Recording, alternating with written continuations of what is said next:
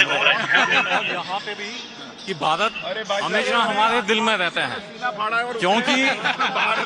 क्योंकि 1.4 बिलियन लोग भारत में रहते हैं, पर भारत माँ हमारे दिल में रहती है। और मोदी जी ने जिस तरह से भारत और भारतीय वैल्यूज, चाहे वो कोविड वैक्सीन का इन्वेंशन हो या योगा हो, जिस तरह से उन्होंने विश्व को भारत में जितना खजाना है और भारत की सभ्यता में जितनी अच्छी चीजें हैं वो पूरे विश्व को प्रचारित प्रसारित करके। मुझे एक बात बताइए, आप लोग कह रहे हैं मोदी जी ने भारत में इतना कुछ अच्छा कर दिया, लेकिन जब हम ये चर्चा कर रहे हैं, अभी से कुछ घंटे पहले ही भारत का पूरा विपक्ष जो है वो एकजुट होकर ममता बनर्जी, अरविंद केजरीवाल, राहुल गांधी, उद्धव ठाकरे और तमाम लोग, इन लोगों ने मिलकर एक बैठक की पटना में और कहा कि भाई नरेंद्र मोदी ने लोकतंत्र खत्म कर दिया है, संविधान को खत्म कर दिया है, सब खत्म कर दिया उन्होंने इंडिया में।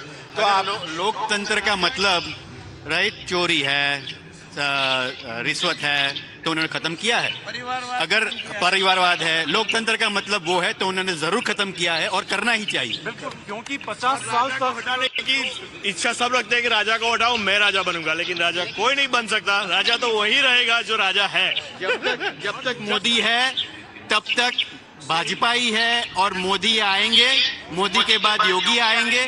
तो विपक्ष को समझ लेना चाहिए कि अगले 30 साल तक वो सब तय है। लोकल में आप चीफ मिनिस्टर बने रखे, प्राइम मिनिस्टर तो भाजपा से मोदी या योगी बनेंगे। नवभारत टीवी को तो ये बहुत अच्छे से मालूम है कि किस तरह से जो उनकी एक एंकर वहां पे पंजाब में रिपोर्टिंग के लिए गई थी और उनको अरेस्ट किया। अगर लोकतंत्र के नाम पे यह मिसयूज है, and I hats off to Navbharat and Times Now कि किस तरह से उन्होंने संयम रख के और जो लोकतंत्र की वैल्यू है उसको मेंटेन करते हुए और वापस एक दृढ़ निश्चय के साथ और वो वापस आए। मैंने आपका और अनामिका जी का और उन रिपोर्टर का I saw the thing, it was so emotional movement. नहीं, और हमने भाई हमारा तो काम ही यही है, हम नहीं करेंगे तो फिर कोई खड़ा ही नहीं होगा फिर लोगों के लिए।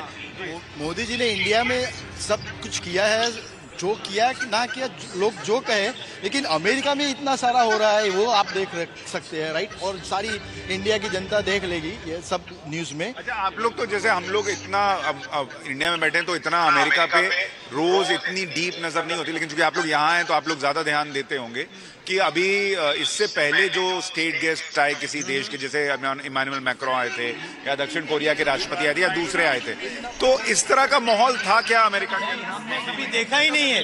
ये जो मोदी जी का हमने देखा है, सब जगह चर्चा हो रही है और everything is positive about Modi जी।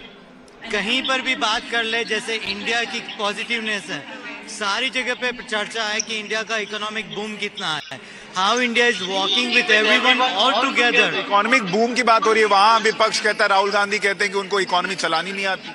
अब उनको तो गद्दी पर आना है तो कीचड़ तो उछालेंगे मोदी। बिल्कुल सही कहते हैं, क्योंकि 2012 में वर्ल्ड बैंक ने भारत को, इंडिया को फ्रेजाइल 5 में रख दिया था कि न केवल इंडिया की इकोनॉमी नेगेटिव जा रही है बल्कि भारत बाकी वर्ल्ड की इकोनॉमी भी खराब कर रहा है। फ्रेजाइल 5 का धब्बा हम पे लगा और आज की डेट में इंडिया वर्ल्ड की 5th ग्रोइंग इकोनॉमी है। अभी आप लास्ट क्वार्टर के वो डाटा देखिए, it is better than expectation. I talk to 15 countries भारतीय एट वेरियस कंट्रीज, और मैं इसको हल्का से जूम करता हूँ।